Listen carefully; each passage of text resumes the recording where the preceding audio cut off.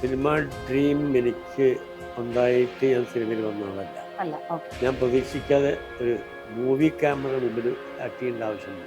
റേഡിയോനെ സംബന്ധിച്ചിടത്തോളം ആ നാടകം സെറ്റ് ചെയ്ത് ഭംഗിയാക്കിയിട്ട് കൊണ്ട് തരുന്ന ഒരു അതെ. ആൾ. അല്ലാണ്ട് കാശ് മുടക്കുന്ന ആളൊന്നും ആളല്ല. നമുക്കുണ്ടായില്ല. ആ. അത് കഴിഞ്ഞപ്പോൾ പരിചയപ്പെടുത്തിയിരുന്ന മംഗള രവി തന്നെയാണ് അദ്ദേഹം ക്യാമറ. ഓക്കെ. പിന്നീടായിരുന്ന ആർട്ടിസ്റ്റ് നമ്പൂരിയാണ്. അപ്പോൾ ഈ ഫീൽഡിലൊക്കെ ലെജൻസ് ആയിട്ടുള്ള ആൾക്കാരെ മുമ്പിൽ നിന്ന് നിൽക്കാൻ ഞാൻ ആദ്യം. അപ്പോൾ എന്നെ വന്ന് ക്ഷണിച്ചു കൊണ്ടുപോകും. നോട്ടീസ് അടിക്കുമ്പോൾ ടി ജി രവി ബ്രാക്കറ്റിൽ സിനിമ സിനിമാ നടൻ. എന്ന് പറഞ്ഞാൽ ആർക്കും നിങ്ങൾക്ക് അറിയില്ല, ഇയാൾ ഇന്ന ആളാണെന്ന് ബോധ്യപ്പെടുത്താൻ പറ്റില്ല. ഇങ്ങനെ ബ്രാക്കറ്റിൽ അടിക്കാൻ പോകാനാണ്. കുറച്ച് വേണ്ട. അപ്പോഴാണ് പിന്നെ സുഹൃത്തുക്കളെല്ലാം വിളിച്ച് പറഞ്ഞ ഒരു പടം എടുക്കാൻ ചാങ്കര ജയനാണ്, P G Viswambharan, director Srividya, ശ്രീജിമ, പപ്പു, വലിയ സ്റ്റാർ കാസ്റ്റ്. ആ പടം ഹിറ്റായി, അത് ആൾക്കാർ കാണാൻ. ആ പടത്തിൽ ഞാൻ എല്ലാവർക്കും റോള് കൊണ്ടുവച്ച് കൊടുത്തപ്പോൾ പിന്നെ എനിക്ക് കിട്ടിയ റോള് വില്ലൻ ക്യാരക്ടർ. ശരിക്കും വില്ലൻ ക്യാരക്ടേഴ്സ് ആണല്ലേ ആ സമയത്തൊക്കെ ചെയ്തിട്ടുള്ളത്. തീർച്ചയായിട്ടും റിയൽ ലൈഫിൽ എങ്ങനെ വില്ലൻ ആണോ?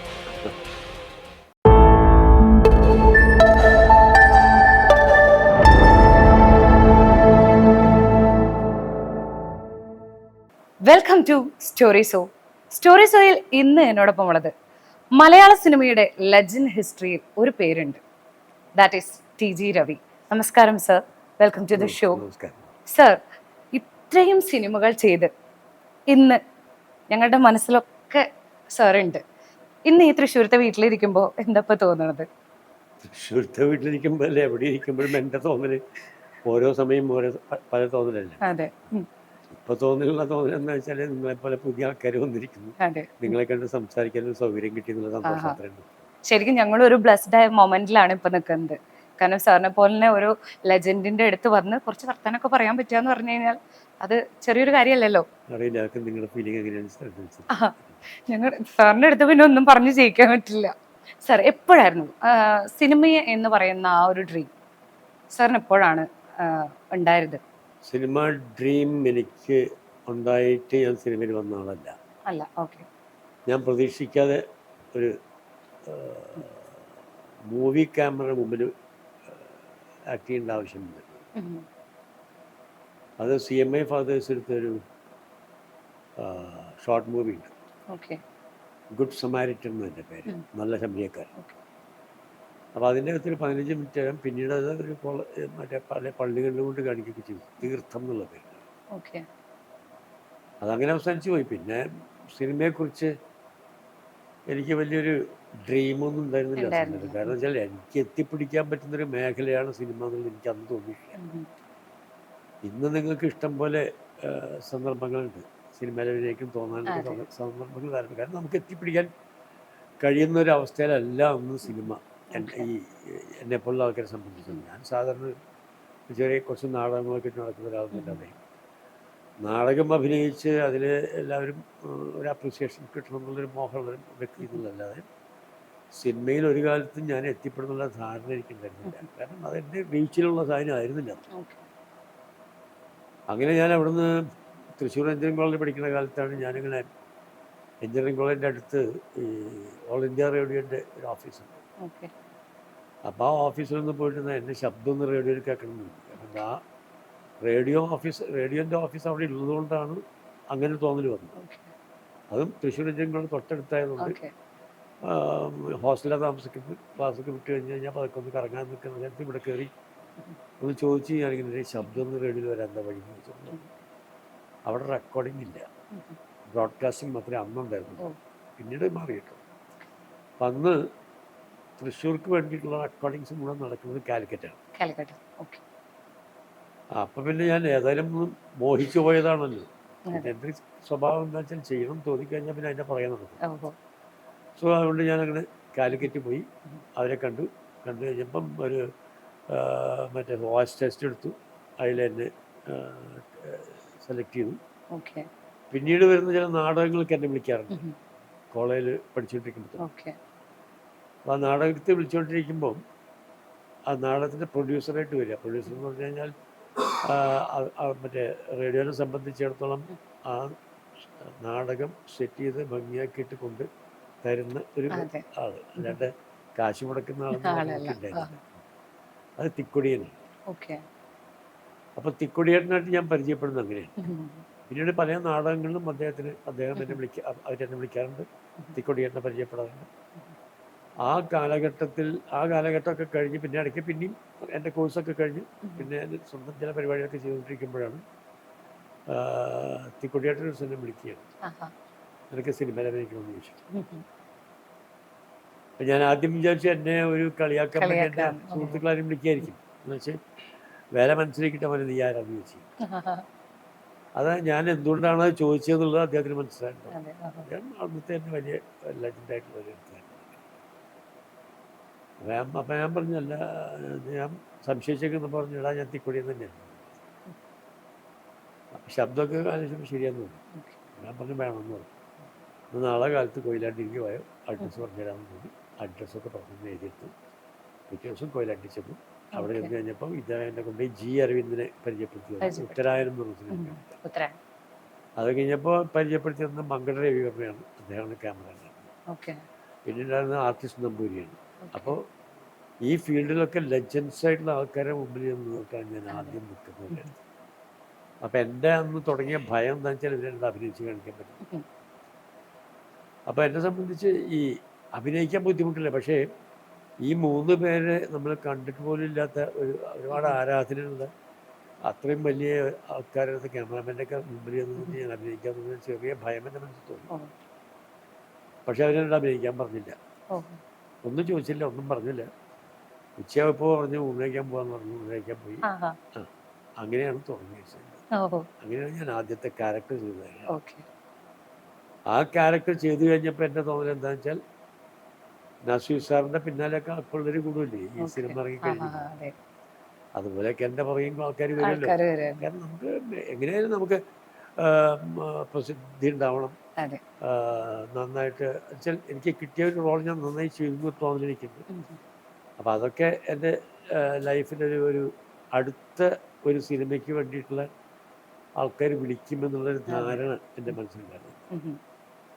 അപ്പം അതിൽ അഭിനയിച്ച് കഴിയുമ്പോൾ നടന്ന നിലയ്ക്ക് നാട്ടുകാരുടെ മുമ്പിലുണ്ടാകുന്ന ഒരു അംഗീകാരം ഉള്ളതാണ്. അത്ര യങ്സ്റ്റർ നിലയ്ക്ക് എനിക്കൊന്നും സ്വപ്നം കാണുന്നില്ല. പക്ഷെ എന്നെ ആരും വിളിച്ചില്ല. കാരണം വെച്ചാൽ ആ സിനിമ എന്ന് പറയുന്നത് അന്നത്തെ സമയത്ത് പറയുന്നത് അവാർഡ് സിനിമ എന്ന് പറയാം. അവാർഡ് സിനിമ എന്ന് പറഞ്ഞാൽ അതിൻ്റെ അകത്തൊരു മാസ് മൂവി എന്നുള്ള ഒരു ശൈലി ഉണ്ടല്ലോ. ആ പാട്ട് അടിപിടി പരിപാടിയൊക്കെ ഉണ്ടാവും. അതൊക്കെയാണ് സാധാരണ മാസ് മൂവി എന്നൊക്കെ പറഞ്ഞ് വരുന്ന പലപ്പോഴും അങ്ങനെയാണ്. അന്ന് അതൊന്നും ഉണ്ടായിരുന്നില്ല. അതല്ലാതെ വളരെ സീരിയസ് ആയിട്ടൊന്നും. അപ്പം അതുകൊണ്ട് അത് കഴിഞ്ഞപ്പോൾ എന്നാരും വിളിക്കാൻ വന്നില്ല. കണ്ടവർ വളരെ ചുരുക്കമാണ്, ആരും തിരിച്ചറിഞ്ഞില്ല. പക്ഷേ ഈ നാട്ടിൻപുറത്തൊക്കെ നാടകങ്ങൾ അഭിനയിക്കുമ്പോൾ ഒരു സിനിമാ നടനെ കിട്ടിയാൽ തിരക്കേണ്ടെന്ന് എനിക്ക് തോന്നുന്നു. അപ്പം അവർക്കറിയാം ഞാനിങ്ങനെ ഒരു സിനിമയിൽ അഭിനയിച്ചിട്ടുണ്ട്. അപ്പം എന്നെ വന്ന് ക്ഷണിച്ചു കൊണ്ടുപോകും. നോട്ടീസ് അടിക്കുമ്പോൾ ടി.ജി. രവി ബ്രാക്കറ്റിൽ സിനിമ നടൻ എന്ന് പറഞ്ഞാൽ ആർക്കും നിങ്ങൾക്ക് അറിയില്ല ഇയാൾ ഇന്ന ആളാണെന്ന് ബോധ്യപ്പെടുത്താൻ വേണ്ടിയിട്ടാണ് ഇങ്ങനെ ബ്രാക്കറ്റിലായിട്ട് ഞാൻ കുറവാണെന്ന്. അത് കഴിഞ്ഞ് എനിക്ക് തോന്നി ഇതിനെപ്പറ്റി. അപ്പോൾ അതുകൊണ്ടെന്നുണ്ടായെന്ന് പറഞ്ഞു കഴിഞ്ഞാൽ ആ സിനിമ കൊണ്ട് ഉണ്ടായൊരു ഗുണം, ഈ ഫീൽഡ് എനിക്ക് കഴിയുന്നുള്ളൊരു കോൺഫിഡൻസ് എനിക്കുണ്ടായി. പക്ഷെ എങ്ങനെ അത് മറ്റുള്ളവർ ബോധ്യപ്പെടണ്ടേ? അതിനുള്ള ഒരു ചാൻസുകൾ എനിക്കില്ല. അതിനുള്ള ആരെ പോയി കാണണം, എവിടെ പോകണം ഒക്കെ മദിരാശിയിലാണ്.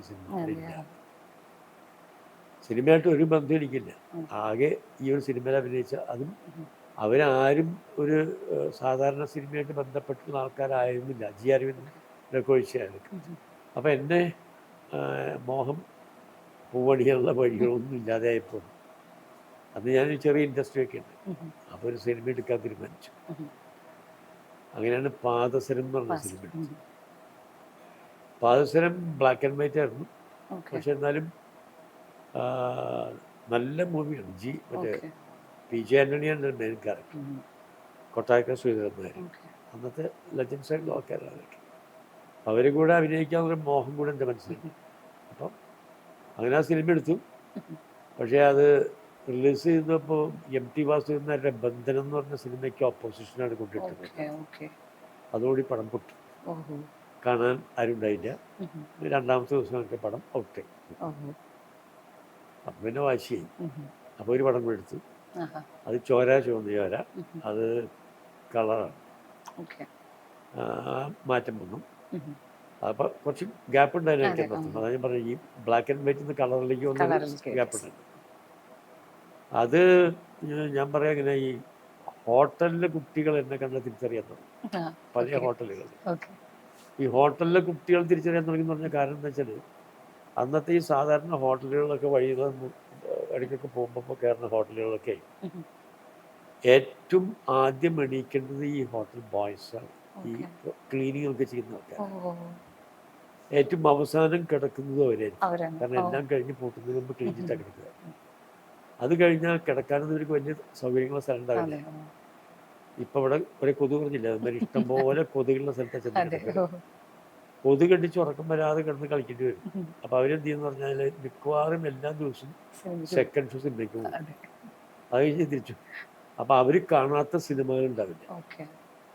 അതുകൊണ്ടായിരിക്കണം ഞാൻ എന്നെ കാണുമ്പോൾ ചിലപ്പോൾ സാറല്ലേ ഈ ചോര എന്ന് പറഞ്ഞ അവരുടെ ഇടയിൽ സിനിമ സ്റ്റാറായി. എന്ന് ചോദിക്കും. അവരുടെ ഇടയിൽ അല്ല, എന്ന് പറഞ്ഞാൽ ആളെ തിരിച്ചറിയാൻ തുടങ്ങി. അതെ. ഉം. അപ്പോൾ അതിനിടയ്ക്ക് കുറച്ച് നഷ്ടമൊക്കെ സംഭവിച്ചിട്ടുണ്ട്. ഓക്കെ. അപ്പോൾ ഏതായാലും ഈ രണ്ട് സിനിമകളും ഒരു പക്ക കമേഴ്ഷ്യൽ മൂവി എന്ന് എനിക്ക് എടുത്ത സിനിമ ആയിരുന്നില്ല. ഓക്കെ. ഞാൻ പറഞ്ഞല്ലോ, പി ജാനിലേക്കായിരുന്നു അന്നത്തെ ഹീറോ ആൻഡ് മെയിൻ ക്യാരക്ടർ. അതെ. ഓ. ഒരു വലിയ വേറെ ആൾക്കാരുണ്ട്, യങ്സ്റ്റേഴ്സ് ഉണ്ട്. ജോസും ഞാനും ഈക്വൽ റോൾസാണ് ചെയ്യുന്നത്. ഓക്കെ. അപ്പോഴാണ് പിന്നെ സുഹൃത്തുക്കളെല്ലാം കൂടി ചേർന്ന് അങ്ങനെ ഒരു പടം എടുക്കാൻ തീരുമാനിച്ചു. ചാകര എന്ന് പറഞ്ഞത് ഓഹോ. ജയനാണ് എൻ്റെ ആഹാ. PG വിശ്വംഭരൻ ഡയറക്റ്റ് ചെയ്തു. ശ്രീവിദ്യ, ശ്രീമ, പപ്പുവേട്ടൻ, ഒരു വലിയ സ്റ്റാർ കാസ്റ്റ് ഉണ്ടായിരുന്നു. ആ പടം ഹിറ്റായി. ഓക്കെ. അത് ആൾക്കാർ കാണാൻ തുടങ്ങി. ഉം. ആ പടത്തിൽ ഞാൻ എല്ലാവർക്കും റോള് പങ്കുവെച്ചു കൊടുത്തപ്പോൾ പിന്നെ എനിക്ക് കിട്ടിയ റോള് വില്ലൻ ക്യാരക്ടർ. അങ്ങനെയാണ് ഞാൻ അലവലാതി ഷാജി എന്ന് പറഞ്ഞൊരു ക്യാരക്ടറാണ് ഞാൻ ചെയ്തത്. ആ പേരിൽ അറിയപ്പെടാൻ തുടങ്ങി. ഓക്കെ.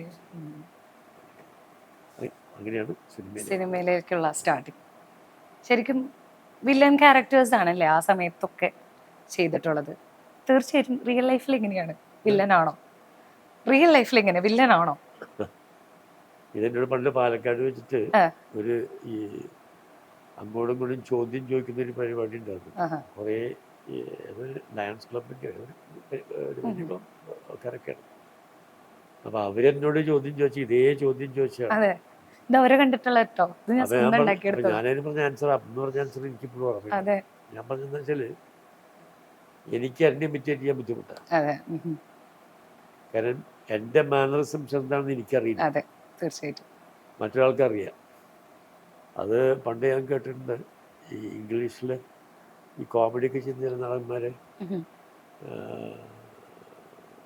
ലോറൻ ഹാർഡി അവരെന്ന് തോന്നി, അതൊരു മത്സരം വെച്ചിട്ടേ ഈ അഭിനയിക്കാൻ വേണ്ടിയിട്ട് ഒരു മത്സരം വെച്ചിട്ട് അയാൾ ഇമിറ്റേറ്റ് ചെയ്യാനാണ്. അയാളും അതിൽ പങ്കെടുത്തു. ഇമിറ്റേറ്റ് ചെയ്യാൻ പറഞ്ഞപ്പോൾ അയാൾ പങ്കെടുത്തപ്പോൾ he got only a second prize. First കിട്ടിയ ആൾക്കാർ. അപ്പം സെൽഫിന് ഇമിറ്റേറ്റ് ചെയ്യാൻ എളുപ്പമല്ല. എനിക്ക് നിങ്ങളെ വേണമെങ്കിൽ ഇമിറ്റേറ്റ് ചെയ്യാം. നിങ്ങളിങ്ങനെ തലയാട്ടെന്ന് പറയാം, കൈ ഇങ്ങനെ അടിക്കുന്നു പറയാം. ഞാൻ പറഞ്ഞ ഞാൻ നോട്ട് ചെയ്യുന്നില്ല. ഞാൻ എന്താണ് ചെയ്യണത്, എൻ്റെ സംസാര രീതി എങ്ങനെയാണെന്നുള്ളത് എനിക്ക് തന്നെ അറിയാം. അപ്പം അതുകൊണ്ട് ഞാൻ പറഞ്ഞു, ഞാൻ അങ്ങനെയാണെങ്കിൽ ഞാൻ വില്ലനാണെങ്കിൽ പിന്നെ അങ്ങനെ വില്ലനായിട്ട് അഭിനയിക്കാൻ ബുദ്ധിമുട്ടാണ്. സെൽഫിന് ഇമിറ്റേറ്റ് ചെയ്യാൻ ബുദ്ധിമുട്ടാണ്. അപ്പം എന്നെ കൊടുക്കാൻ ഒരു അടുത്ത ചോദ്യം ചോദിച്ചു. അങ്ങനെയാണെങ്കിൽ നസീർ സാറോട് ചോദിച്ചു. സത്യം പറഞ്ഞാൽ ഞാൻ കുടുങ്ങി പോയാലും. പക്ഷെ രക്ഷപ്പെടാൻ ഒറ്റ വഴിയുള്ളൂ. അപ്പം ഞാൻ ഒരു വാചകം പറഞ്ഞെന്ന് വെച്ചാൽ, പോത്തിന് തലയുണ്ടെന്ന് വെച്ചാൽ തലയുടെ മുഴുവൻ പോത്തല്ലാക്കുന്നു. പിന്നെ ചോദിച്ചില്ല, അവിടെ അവസാനിച്ചു. ഇതാണ് ഇപ്പോഴും പറയാനുള്ള ആൻസർ. ഇപ്പോഴത്തെ ആൻസർ ഇത് തന്നെയാണ്. ഇത് കൂടുതലൊന്നും പറയാനായിട്ടില്ല എന്നാണ് പറയുന്നത്.